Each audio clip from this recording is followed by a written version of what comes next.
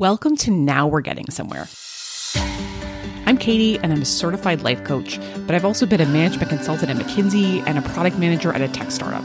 In other words, I know what it feels like to have a life that looks pretty good on paper, but doesn't feel as good as I want it to. I help my professional clients develop lives that are more meaningful, happy, and also more successful. And I want to share the same practical insights with you. Let's go.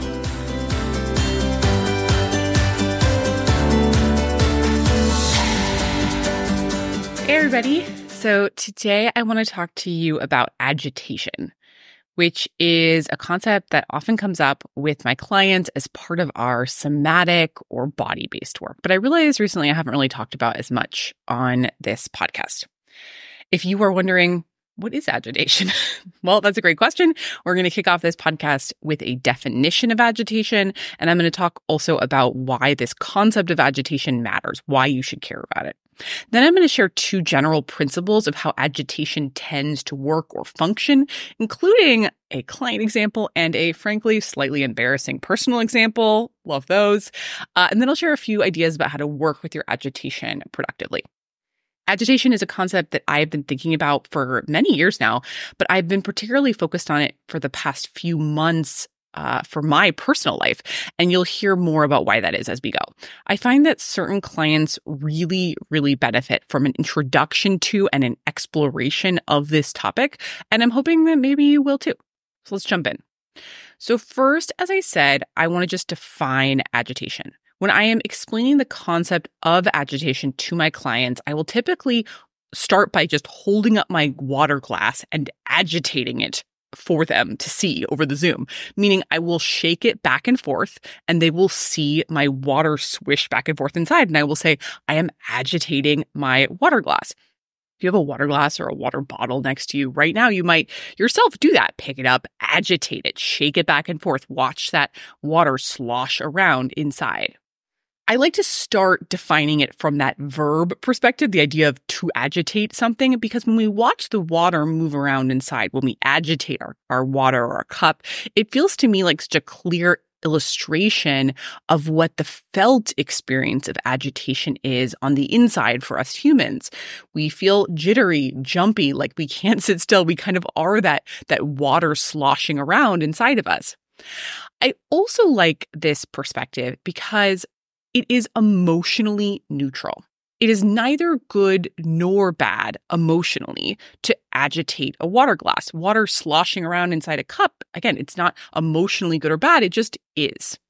And if you consult a dictionary, you will find some definitions of agitation that are explicitly emotionally negative. So agitation as linked to anxiety or worry, for example. You will also find more emotionally neutral definitions. Agitation as just like a felt experience of jumpiness, of being unable to sit still or focus.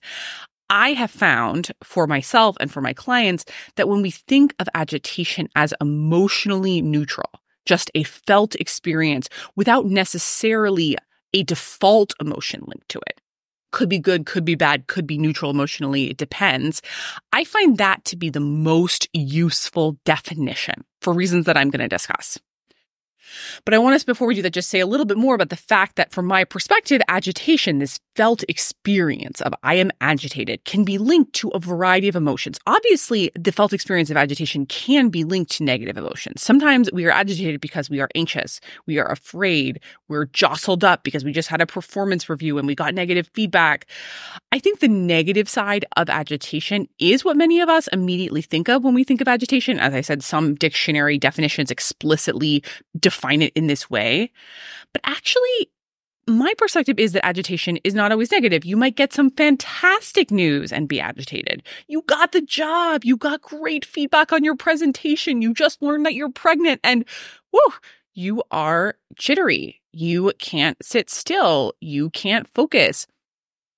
And I will also say it's not just these really good or really bad things. I also notice for me that agitation can arise just from some mild tiredness. So a personal example for me would be that typically after I get off a coaching session, after I've coached a client, I will feel a little bit agitated. And I love coaching. I usually feel pretty positively after our sessions, not like over the moon, but, pretty positive. And I will still, after a call, feel a little agitated. It's a little hard for me to focus. I'm a little jumpy. And if we define agitation as that kind of jumpy, jittery feeling, then most of us are agitated at least several times a day. I mean, I know I am. It doesn't have to be those big moments, though, of course, those big moments might provoke the most agitation. And I'm going to talk about how to handle agitation and what all this means. But while we're still defining agitation, I also just want to point out, even if you don't believe that you feel agitated several times a day, or maybe you don't believe that you feel agitated at all, it's possible that you not feeling that way might be due to the fact that many of us are not super in our bodies throughout our day. We're kind of like these floating heads for a lot of our day. So we're not necessarily feeling a ton of anything. So I also wanted to name some of the other tells that you might be agitated that don't involve feeling your body or feeling agitation in your body. So one tell of agitation might just be that you're having trouble focusing. That's a more cognitive tell. If you feel like you are having trouble focusing, that can be a moment to kind of check in with your body to see, am I agitated? And two, another tell that I have found so useful in my life, I found it very useful for my clients, is notice when you are about to do one of your slightly compulsive habits, like that might be a tell that you are agitated. So for me, that's screens and that's eating. Like if I'm going to go get chocolate chips, if I'm going to go check my email when I don't actually need to check my email, I am probably agitated. So that's my tell. Even if I'm not in my body in that moment, I'm like, oh, this is a tip off. And if I enter my body more often than not, there's agitation there. So we've started with the sort of like, what is agitation? I want to now transition to talking about why agitation matters. Why am I even mentioning it? Why do I work on it with clients so often?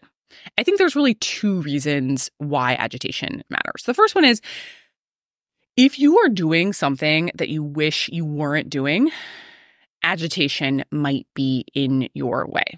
I'm going to say that again. If you are doing something that you wish you weren't doing, agitation might be in your way. I am going to this is the moment of this podcast where I'm going to give a slightly embarrassing personal example. So I have got 2 young kids. They go to preschool, and my husband, the wonderful Gil, he takes them to preschool on his way to work. But before they head out the door, the first hour and 10 minutes of my morning, it can be a lot. Like my kids have to get undressed. They have to get dressed. One of my kids wants to take things out of the drawers and might throw a tantrum when I don't let him do that. I'm going to make breakfast. I'm going to do like a little mini speech therapy session with one of my sons while we're eating breakfast because food is very motivating to him. It's a lot happening. And then when I finally have both of them in the car and they're in their car seats, and people who have been with toddlers know that even just getting them in their car seats can be a production. And then they all have their hugs and kisses and they're with my husband and they're out the door. I realized recently, oh my gosh, I am walking into my house, eating chocolate chips, Ghirardelli chocolate chips, 60% cacao, bittersweet chocolate chips. And then I go to my computer. Maybe in theory, I'm checking my email, quote unquote, working. But really, I'm mostly doing completely useless internet browsing. And on one hand, I had a lot of compassion for myself because it was clear to me that I had picked up these habits during a really tough season of my life. I was so tired. My agitation just got so high across my life so much of the time that, to be honest, I did some things like this to cope with it at certain times. But also, to be clear, this was not really how I wanted to start my morning, but I also couldn't seem to stop, which was really frustrating me. I couldn't stop until several months ago, I really started consciously focusing on agitation as the sort of core underlying issue and addressing that. And I'm going to talk in just a moment about what I have been doing, but I just want to give this really concrete example because I think many of us have moments like that. For me, my tell, again, that I was agitated in the mornings because I probably wasn't super in my body. I was focused on getting toddlers in car seats. My tell, though, was that, immediately after I waved bye to my kids and my husband, I was going inside to eat some chocolate chips and go on my laptop.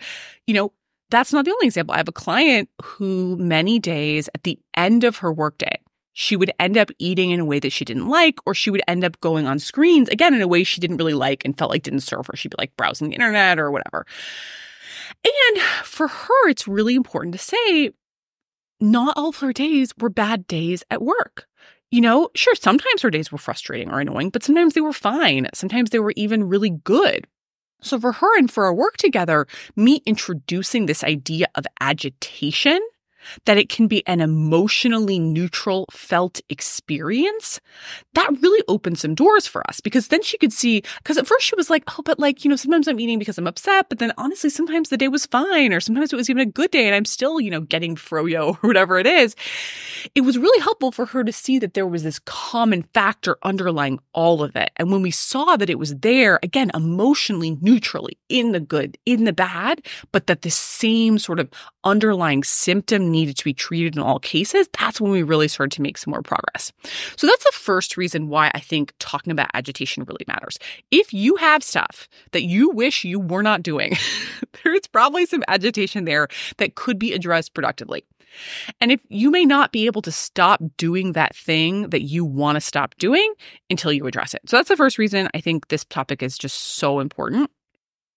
The second reason I think it's really important is that if you are struggling to do something you want to do, so it's not about stopping something, it's about starting something, agitation may also be in your way. So I'll give another personal example here. Every time I sit down to write, I feel some agitation.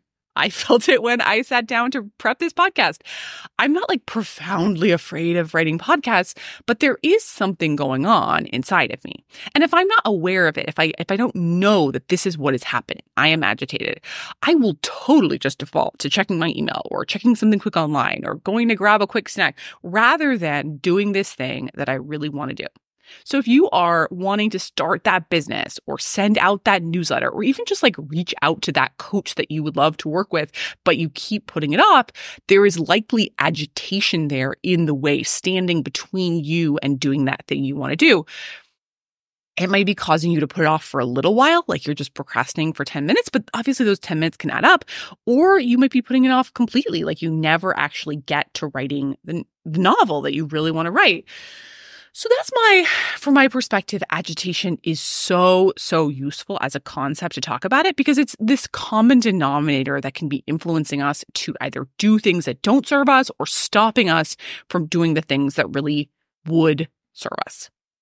So with all of that in mind, I am now going to talk about two general principles of agitation. These are principles that I have noticed about how agitation tends to function. And then we're going to talk about a few things that you might do to engage more constructively with that felt experience of agitation. So starting with the two general principles, the first one is you can increase and decrease your tolerance for agitation. I'm going to say that one again. You can increase and decrease your tolerance for agitation. So increasing it. If you get more accustomed to sitting with agitation, just like with so many things in life, it over time becomes something that you are very accustomed to. And then any individual experience of agitation just becomes much, much more mild, more manageable.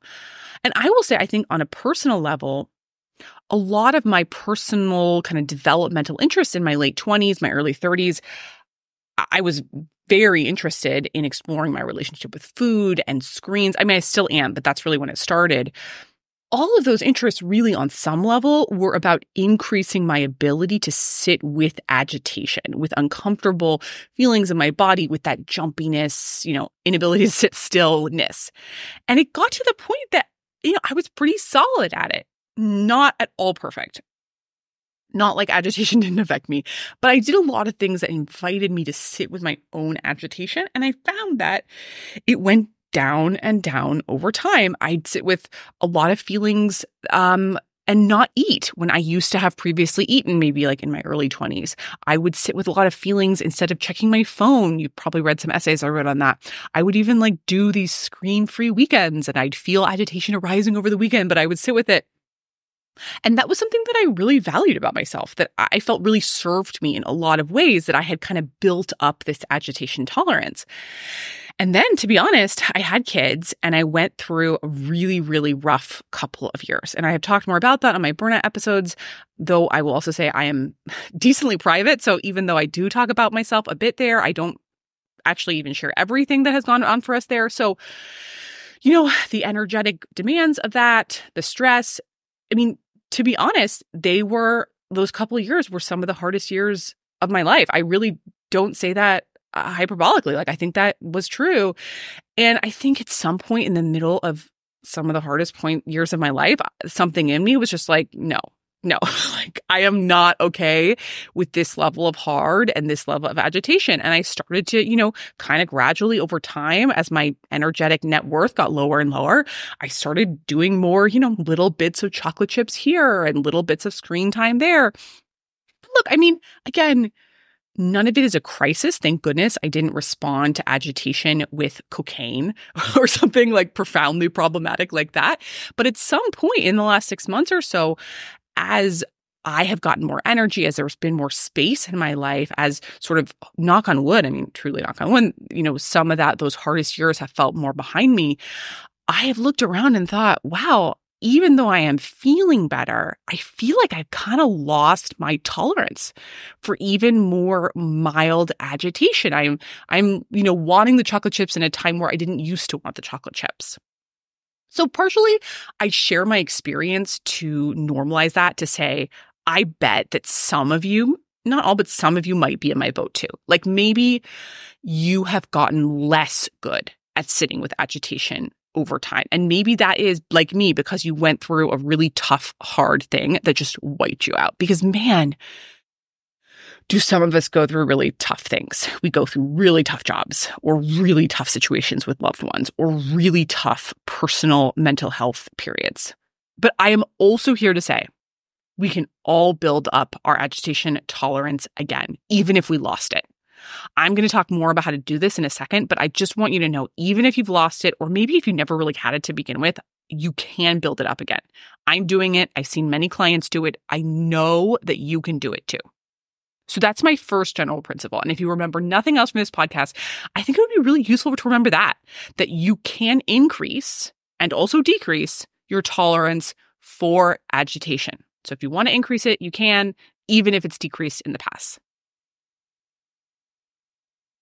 The second major principle that I wanted to share is agitation lasts a long time and also not a long time. I'm going to say it again. Agitation lasts a long time and also not a long time.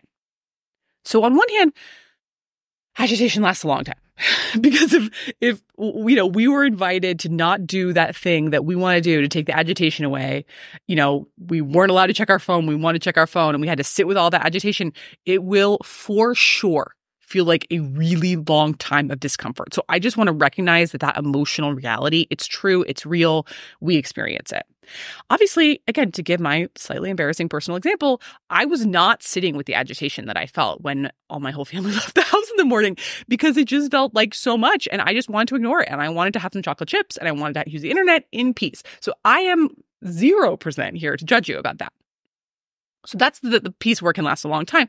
On the other hand, I think some part of us, perhaps a subconscious part of us, believes that agitation is going to last for forever, or at least for hours or days. And that is, based on my experience of watching my clients and myself, it's typically not true. Typically, you can get through the worst of it in 10 minutes or less, sometimes 5 minutes or less. Yes, if it's a big thing, it may be longer and it always depends, but often in about 10 minutes, it can be significantly less. And that has very important implications for how to address it. And I want to be very clear. I'm not here to say what you've experienced is not real or just sit in your agitation every single time. I just want to introduce this concept to point to this strange duality of agitation. Like on one hand, it really does feel like it lasts a long time. That's real. So you're not going to be able to target every single agitation experience because that might be too much. But on the other hand, I want us all to remember, even if we just store it in the back of our brains, in the deep recesses of our brains, that yes, agitation can actually also go down faster than we expect. It can both be true. Agitation lasts a long time and also not a long time. And this is actually a really nice segue into talking about what to do about agitation. So I'm going to share 3 practices that I have done in particular in the past 6 months, because this is something that I have been thinking about a lot for reasons that You now understand. And they are practices that I have recommended to my clients too and seen them implement effectively as well. So let's start with the simplest one. The first practice, phase one, is just noticing when you get agitated, explicitly noticing it. So you notice when you end that work call, you close your Zoom, you close your Google Hangout, you walk out of the conference room, you say to yourself, oh, I am agitated. You literally say that to yourself in your mind. The purpose of this is just to begin to be aware that it's happening, to go from no awareness to awareness. And ideally, if you can, when you feel that agitation, then ideally, I would love for you to try to find the felt experience of agitation before going to do whatever you were going to go do next. It might be more work. It might be getting chocolate chips. It might be doing, getting that glass of wine, whatever you were going to do. And when I say find it in your body, find the felt experience, here are some prompts that are helpful. I usually ask clients or ask myself, where do we notice it? Is it in my chest? Is it in my belly? Is it in my arms, my back, my throat? And, can you put any descriptors around it? Is it like a laser ping-ponging around inside of you? Is it like jumping beans in your legs and arms? So this could literally take 1.5 seconds. You would just say to yourself in the back of your mind, wow, I feel really jumpy in my chest. I guess that is agitation happening. That is it. For the more quantitative among us, there might be a super fast ranking. I rank on a 1 to 10 point scale how agitated I am. Again, it's just a really fast, super short awareness exercise because, again, it can feel really, really hard to sit with agitation if it's not something you've been doing. So you're just easing into it with a quick noticing. And that matters and it will make a difference. So that's the first thing. The second practice is, if and when you have capacity for it, you begin to sit with that agitation more and more. So for me, remember I was talking about my issue of chocolate chips and internet after my kids went to school, just being very human and imperfect here. So, I started doing this thing where I'd go inside, say bye to my family, go inside, and I would set a timer on my oven. I didn't even want to pick up my phone. And for that duration of time on my oven, I told myself that I could neither eat nor go on a screen. And I think the first time I did it, I set a timer for 1 minute on my oven. And it was so humbling because 1 minute without immediately going to eating your screens, it felt hard. And then I worked my way up to 2 minutes and then 10 minutes. And I will say, I will do different things on different days now during those 10 minutes. So it's not like I have to do anything in particular. This is my personal practice, but I don't have to do anything particular. I just can't eat and I can't go on screen. So sometimes I'll sort the mail. Sometimes I'll open Amazon packages. Some days I plop on the couch and I read The New Yorker or a novel that I'm reading. Some days I just kind of make tea and I start my journaling. But the key is usually by the time the 10 minutes is over, I am past the worst of the agitation. Typically, I won't really need the chocolate chips anymore. I'm able to be in touch with that part of myself which says, to be honest, eating chocolate chips right now or going on the internet right now, it's just not what I want to do first thing in my day. We can have some chocolate chips later if we want, but let's just not have it now. And I really love 10 minutes personally for two reasons. First of all, as I said, 10 minutes I have found from trial and error, it's usually enough to make a pretty significant difference in sort of lowering that agitation level. But also I like 10 minutes because even when I am agitated, as I frankly still am most mornings, even though it has gotten less as I've gotten kind of more accustomed to sitting with it morning after morning. But even when I am pretty agitated, I am usually willing to sit with it for 10 minutes. If I'm agitated longer than 10 minutes, I might just not even do the thing. I might be like, nope, too hard. I give up. But for me at this point in time, 10 minutes feels like an interval that I can usually manage even in the thick of it. So my suggestion to you is that you might consider building a practice of sitting with agitation. So there's a few different ways you can do this depending on what works for you. So you can make this a practice like mine, where it's linked to a specific time of day. Once I get out of a meeting, I do this. Once I come home from work, I do this. Once I close my laptop on work for the day, I do this. You could also just make it a more general practice. Once a day, when I feel some agitation, I set that timer and, there are whatever constraints that I have defined for it. And then, of course, comes the question of what are you going to do during whatever time you have to find? Maybe, just like me, you abstain from certain activities that don't serve you during that time. So for me, like I said, I don't use screens and I don't eat at all during those times. I have a client right now who does something fairly similar. So she was having a lot of agitation after she finished work. She would find herself, again, kind of like eating or maybe going on screens in a way that doesn't serve her. I just mentioned her a couple minutes ago. And she has kind of a similar practice. Like she also tries to kind of not eat or like go on screens recreationally.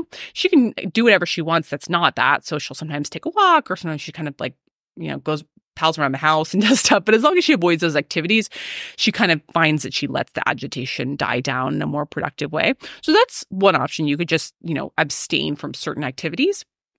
And then there's the other option where you can define it a little more specifically. So maybe you lie on the floor for 10 minutes. You guys know that I love lying on the floor. Maybe you read for 10 minutes or you stretch for 7 minutes, or there's a specific thing. Yes, as soon as I come home from my workday, I jump on the couch and I read for 10 minutes. There's a defined action. I think sort of different things can work for different people. So that's the second thing of beginning to work up to having some sort of agitation practice, just once a day for something in your life. And then the third practice to keep in mind is that you're trying to, over time, increase your tolerance for agitation. So you might find yourself working with agitation in more and more areas of your life. So maybe at first, maybe just like me, right at the beginning, once your family leaves the house, you are working with your agitation. But then you notice that you are also constantly checking your email, right after meetings. And so you decide to work on it there as well. And then maybe you notice that after you put your kids to bed, you have some agitation issues. So you're sort of gradually, hopefully expanding this to other areas of my life. That's what I have been doing. I have started, I enjoy this timer practice. I don't think it's for everyone, but I have been sort of setting timers at other points in my day when I notice I'm having issues with agitation. So for me, one, for example, is whenever I'm around food, I have, in the evening or in the mornings, not in the afternoon because it's usually pretty calm, but in the mornings, I'm making my kids breakfast and it's in the middle of that sort of crazy hour, 10 minutes in the morning. And then the evening, it's I put my kids to bed and then I make myself dinner and then we eat dinner and then I clean up. So sometimes during the making and cleaning up, it's just it's been kind of a mile a minute. And I would notice myself sort of eating bits and pieces of things, which again, the world is not over, but I just felt didn't really serve me. So sometimes I would set timers, again, that 10 minutes to just say, okay, we're not eating during this time. You can make dinner or you can clean up from dinner, but you can't eat little bits and bobs.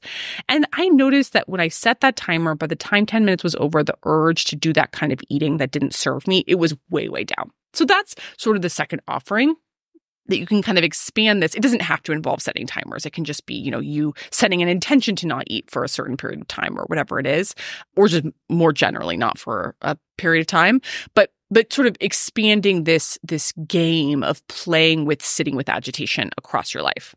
And I also just want to be clear, this is going to be really gradual. So I know some of you are going to be I'm going to, play with agitation 6 times a day. No, please don't do this. This is a tolerance that you want to be building gradually over 6 months, over a year. But this third point is really just a reminder that you can start with one area of your life and you can expand it to kind of increase your tolerance more broadly. So team, this is where I bring this podcast to an end. I hope that this episode gives you, at minimum, the tool to notice to yourself, hey, I'm agitated, when you might not have been able to notice that before. I hope it gives you some ideas to engage with agitation more productively and to increase your agitation tolerance.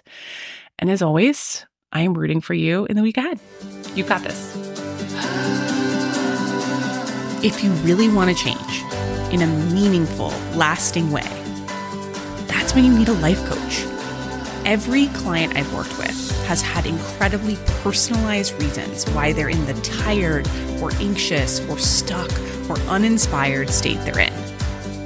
Working with me can help you identify those roadblocks, which are usually blind spots that you genuinely cannot see, and implement a profoundly customized, doable plan for overcoming them.